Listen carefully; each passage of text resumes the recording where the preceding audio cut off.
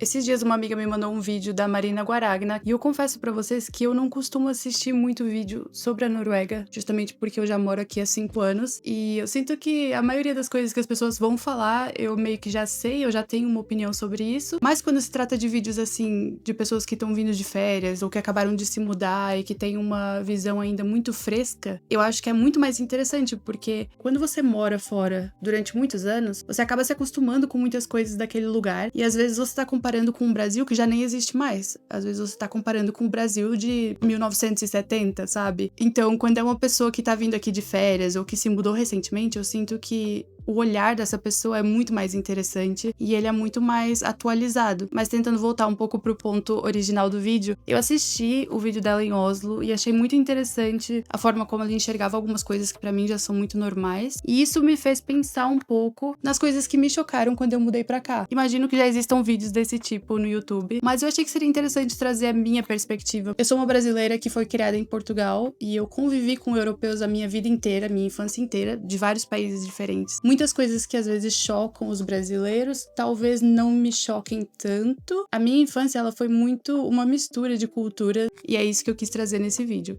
Então, passando para a primeira coisa, um dos primeiros choques culturais que eu tive, uma coisa que me chocou bastante, foi que os policiais noruegueses não podiam andar armados. E assim, eu já sabia que a Noruega era um dos países mais seguros do mundo, mas a parte da polícia, eu confesso que me pegou assim de surpresa. No Brasil, nos Estados Unidos, até mesmo em Portugal, é muito comum ver a arma na cintura do policial. E aqui na Noruega, isso não era permitido até o ano passado. Essa lei mudou, mas não significa que os policiais andem armados. A questão é que, antigamente, para eles poderem andar armados, eles tinham que pedir uma autorização e tinha que ser, por exemplo, alguma coisa tá acontecendo que tá mostrando ser um risco real pro país. Aí eles conseguiam essa autorização. Hoje em dia, eles não precisam pedir essa autorização. Então, se eles sentirem que precisam andar armados, eles podem. Não significa que eles vão andar o tempo todo. Então, é muito comum ainda ver policiais sem arma. Eles têm o armamento deles, mas fica no carro, fechado, e aí você só pega em caso de real necessidade. Tem um vídeo muito engraçado com milhões de views, que é da polícia norueguesa tentando prender um homem que tava bêbado e muito agressivo. Tipo, surreal, assim. Eles estão muito de boa, o cara tenta atacar eles e eles simplesmente mostram autoridade, mas sem ficar agressivo, sabe? E no meio do vídeo tem várias pérolas, assim. E eu não tô querendo dizer que todos os policiais noruegueses vão ser exatamente como os do vídeo, que a polícia é sempre boazinha, nunca comete erros. Não é isso, mas foi uma coisa que me chocou e eu não tinha visto antes em outros países uma polícia tão, assim, cômica e humana. Agora, outra coisa que me chocou muito na Noruega foi a relação do povo norueguês com a nudez. E primeiro, assim, eu tenho que deixar bem claro que eu sou uma pessoa muito aberta pra essas coisas. Eu não tenho o pudor que muitos brasileiros têm, até porque em Portugal é muito comum as pessoas fazerem topless. Eu cresci vendo todo tipo de mulher fazendo topless, não é uma coisa que choca ninguém, não é uma coisa que os homens ficam olhando, que é sexualizada nem nada. As mulheres não gostam de marca de biquíni, elas acham vulgar, então elas fazem topless. Ok. A primeira coisa que me surpreendeu foi ver topless no meio da cidade, porque em Portugal, na Espanha, etc., é comum ver na praia, mas aqui em Oslo a gente vê muito no parque, nas praças, qualquer lugar. Eu acho de boa hoje em dia, mas me surpreendeu quando eu vim pra cá pela primeira vez. Mas a segunda coisa, que foi o que me chocou, é que aqui eles são muito abertos com a nudez masculina. Eu sinto que na Europa inteira existe um conforto com a nudez feminina, com topless, etc. Mas a nudez masculina ainda é meio esquisita. E aqui foi o único lugar que eu vi que realmente não existe esse pudor com a nudez masculina. Eu tava assistindo uma vez uma série chamada Beforeigners, que é uma série muito boa, inclusive recomendo. E eu lembro que teve uma cena de nudez frontal masculina, assim, do nada, sem nenhum aviso. E aquilo me chocou um pouco. Eu confesso que eu fiquei meio... ok. A questão é que aqui o corpo nu, ele não é automaticamente uma coisa sexualizada, sabe? A parte de tornar uma coisa erótica, ela é muito mais contextual. Então, por exemplo, você vê um corpo nu na praia, você ver um corpo nu em um programa educacional, não é a mesma coisa de você ver um corpo nu em um vídeo adulto.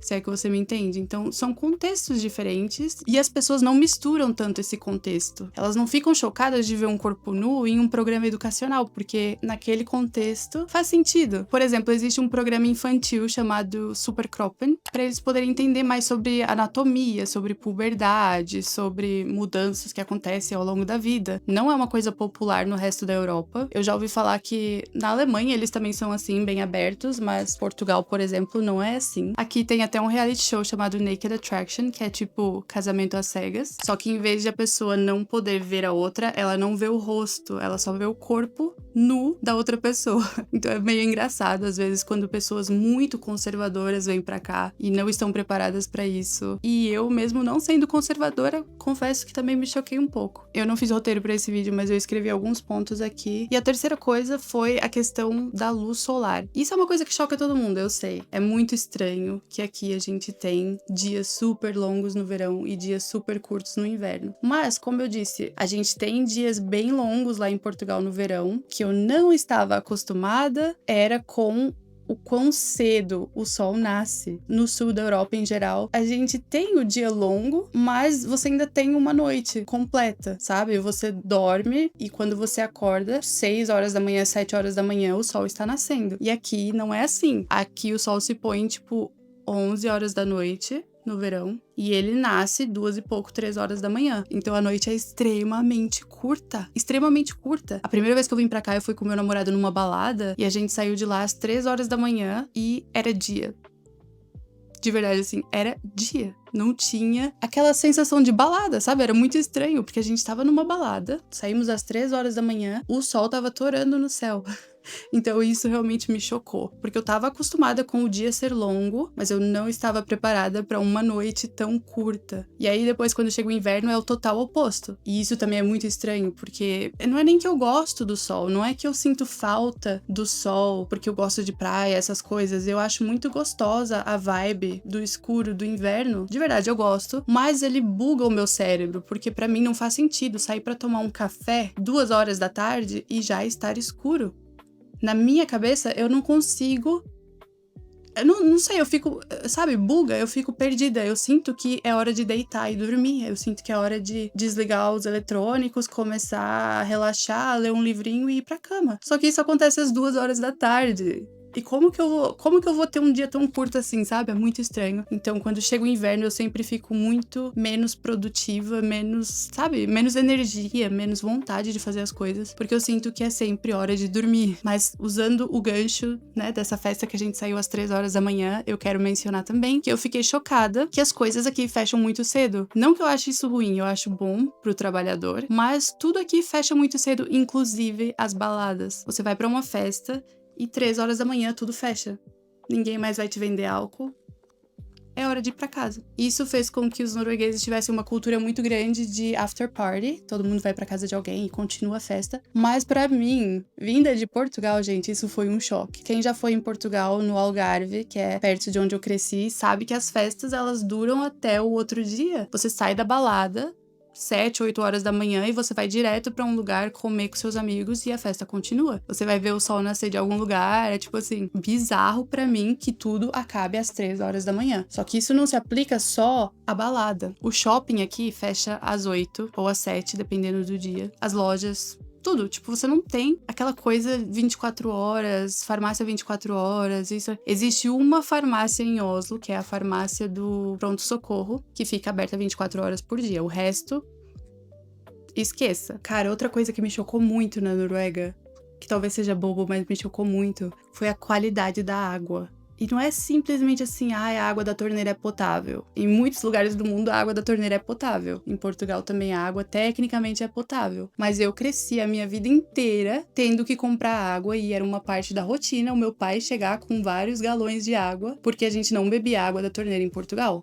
A água tinha um sabor horrível. Além de ter um sabor horrível, ela também era péssima pra pele, pro cabelo, era cheia de calcário. Era uma água que mesmo com filtro, eu jamais beberia e eu não gostava nem pra lavar o meu cabelo. Muitas pessoas mudam pra Europa e reclamam que o cabelo fica horrível, fica todo quebrado. É por isso, a água tem muito calcário e outros minerais, menos no norte da Europa. Pelo que eu li, o motivo disso é a origem da água, né? Muitos países europeus, eles pegam água de poço, água subterrânea, mas aqui na Noruega a fonte são os milhares de lagos e rios que a gente tem. E a qualidade da água, gente, é maravilhosa. A água que vocês compram no Brasil por muito dinheiro, aquela água da Voz, é literalmente a água que sai na torneira aqui. E isso me chocou muito, porque eu não estava acostumada. Eu não esperava que fosse tão boa. Minha pele mudou, ficou 1000 vezes melhor. E toda vez que eu vou para Portugal visitar minha família, eu fico chocada com quão ruim a água é. Então, assim, eu recomendo muito você pesquisar se a região da Europa onde você vai tem água dura ou macia, porque isso faz toda a diferença em tudo. Em Portugal, as máquinas de lavar, elas quebravam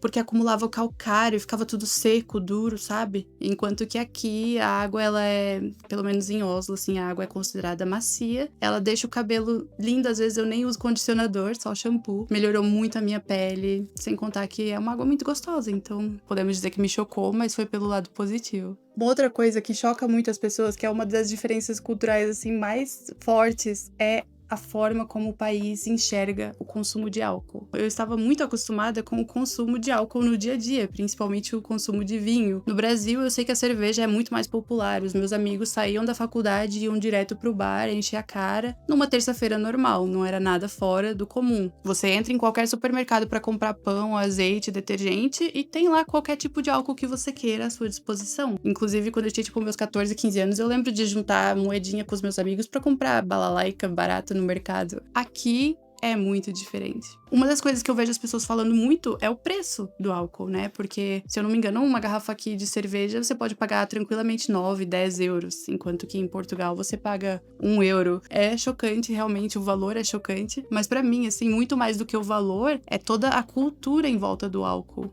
Isso é o que realmente me chocou, que você pode comprar cerveja até, acho que 4% de álcool você consegue comprar no mercado, mas ainda assim existe um limite de hora e se você tentar comprar depois das 8, você não consegue. Então, isso é a regra da cerveja, né? Cerveja fraca e até um certo horário ali. Agora, se você quiser alguma coisa mais forte do que cerveja, se você quiser comprar um vinho, se você quiser comprar um whisky, etc., você tem que ir num lugar que se chama literalmente o Monopólio do Vinho, que é uma loja do governo, com impostos muito altos, e é o único lugar onde você pode legalmente comprar álcool, assim, mais forte, acima de um certo percentual. E, além disso, você tem que ter mais de 20 anos para poder comprar certas bebidas. 18 anos é o limite para você beber cerveja, vinhos, assim, mais fracos, mas para bebidas mais fortes, é acima de 20 anos. Sem contar que o vinho português é muito famoso, então eu cresci vendo propaganda de vinho na televisão, nos jornais, em todo lugar, outdoor. E no Brasil também, eu lembro de ver muitas propagandas de cerveja. Aqui isso é proibido. Você não vê as pessoas fazendo apologia ao álcool. Todo ano que eu vou pra Portugal, eu fico chocada. Como assim eles estão fazendo publicidade desse tipo de coisa, sabe? Como assim a gente normalizava essas coisas? Isso não é normal. Então eu não diria que é uma coisa que me chocou quando eu vim pra cá, mas é uma coisa que sempre me choca quando eu saio daqui.